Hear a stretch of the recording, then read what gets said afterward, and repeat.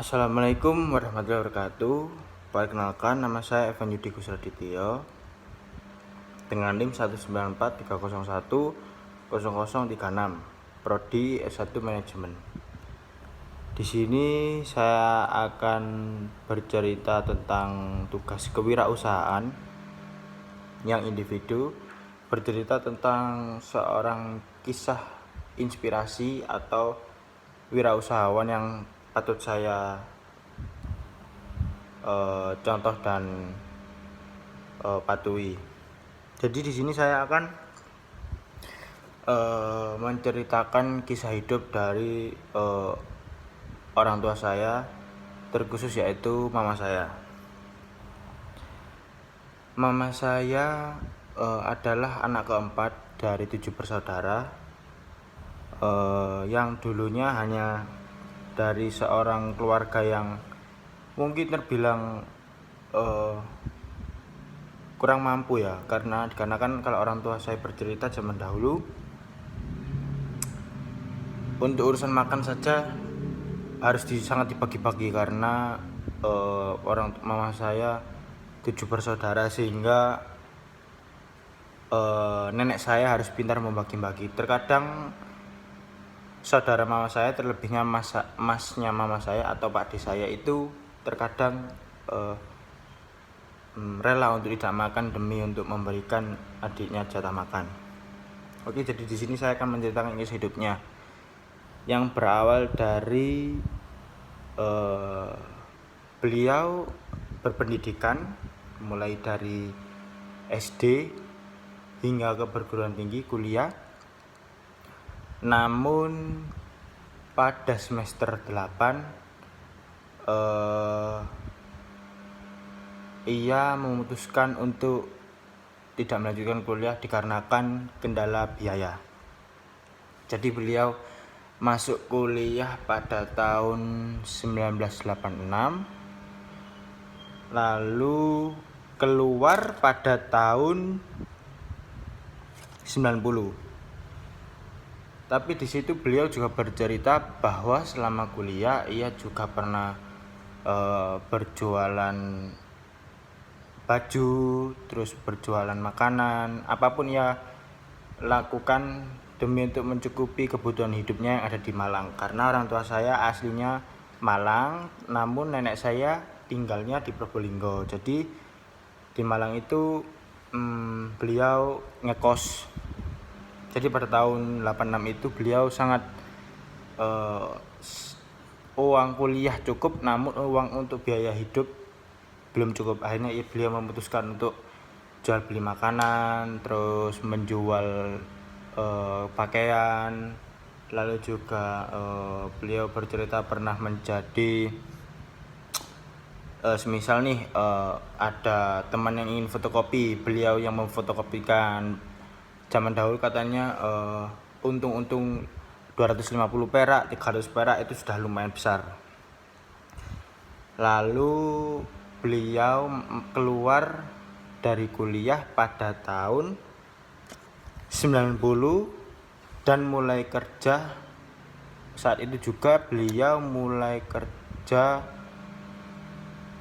di SDSB. Saya kurang tahu ya tepatnya SDSB itu pekerjaan apa, tapi beliau geliti selama 2 tahun, tepatnya mulai 94 sampai 96. Di situ pada tahun 96 beliau juga melamar kerja di ekspedisi sebagai administrasi dan lain sebagainya.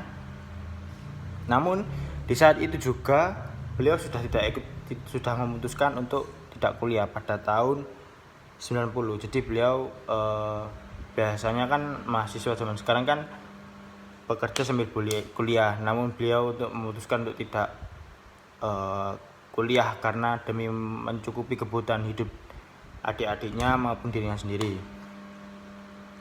Lalu mama saya bekerja di PT Taikisa pada tahun, setelah ekspedisi hanya beberapa bulan, lalu beliau bekerja di PT Taikisa yang dimana beliau sebagai sekretaris Beliau cerita sih seperti sekretaris Jepangnya, jadi setiap kali ada barang masuk, terus nyuplai barang, terus mengatur jadwal para karyawan lapangan, itu beliau semua yang ada di PT Taikisah. Lalu pada tahun 2000 beliau memutuskan keluar dari PT Taikisah karena mama saya menikah dengan ayah saya, yang dimana mama saya diputuskan untuk pindah ke Jakarta. Namun oleh ayah saya tidak diperbolehkan untuk pindah ke Jakarta, sehingga beliau memutuskan untuk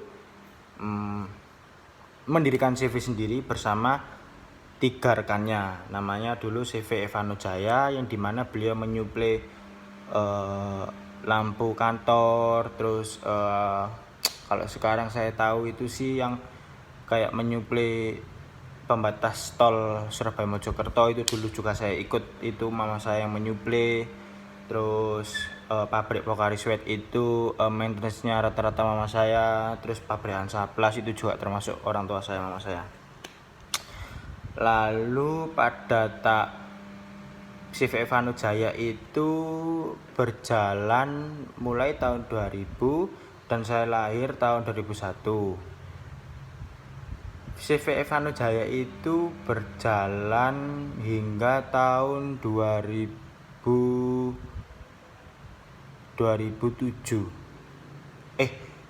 2008. CV Evano Jaya itu orang tua saya masih berjalan hingga 2008. Di tahun 2007 ayah saya almarhum sudah meninggal dan beliau memutuskan untuk meneruskan CV-nya, yang dimana keuntungan dari CV tersebut dibangunkanlah sebuah bisnis, yang dimana wirausahanya itu mulai dari perdagangan jilbab, mulai dari perdagangan kaos, perdagangan alat-alat rumah tangga, dan sebagian keuntungan yang peninggalan almarhum ayah saya itu sudah dijadikan tempat kos-kosan, yang dimana itu hanya berjumlah pada tahun 2007 itu hanya berjumlah sebanyak 9 kamar, 5 kamar.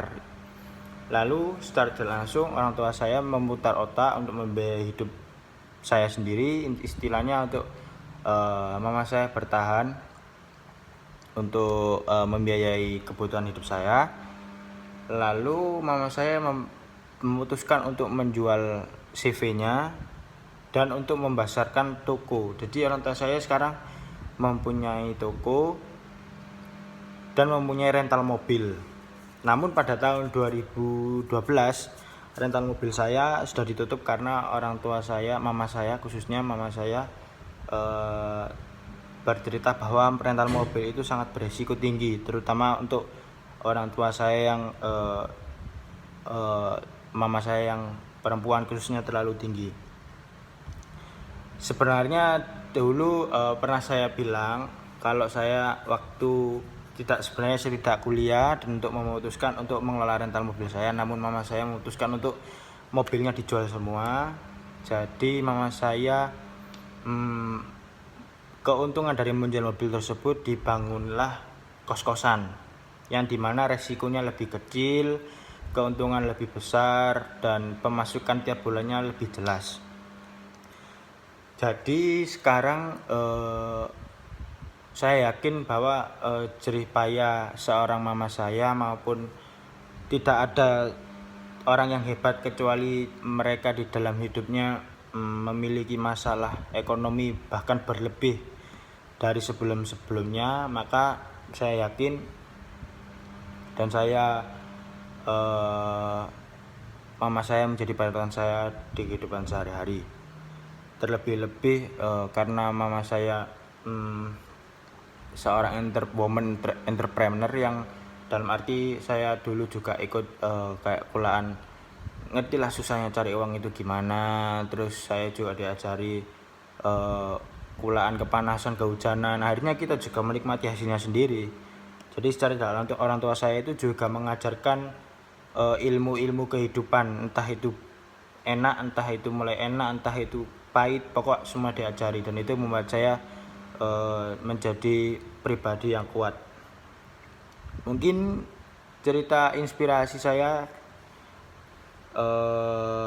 sampai di sini. Semoga teman-teman, khususnya Pak Chandra, sehat selalu, dan kita semua dijauhi oleh penyakit atau pandemi corona ini, dan diberikan rezeki yang barokah. Khususnya pada pandemi ini, orang tua saya juga harus memutar otak agar pemasukan tetap berjalan dengan semestinya. Namun secara tidak langsung adanya pandemi ini sangat merugikan, terutama di bidang kos-kosan, maupun alhamdulillah toko orang tua saya berkembang lagi, karena sebelumnya orang tua saya hanya jual kaos kaki. Karena pandemi akhirnya jual masker, alhamdulillah laku keras.